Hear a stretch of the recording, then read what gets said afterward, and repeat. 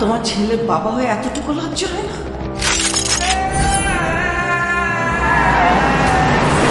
উনি একজন drug addicted.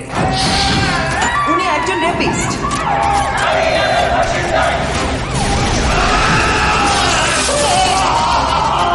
আপনার ছেলে একটা জানোয়ার।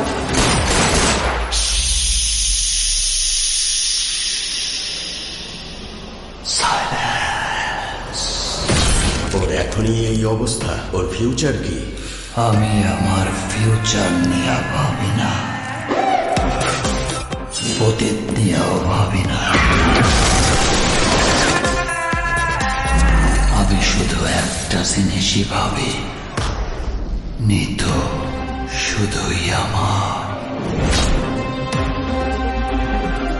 নিতুরে না পারলে আমি পুরা দুনিয়া বরবাদ করে দিতে পারি।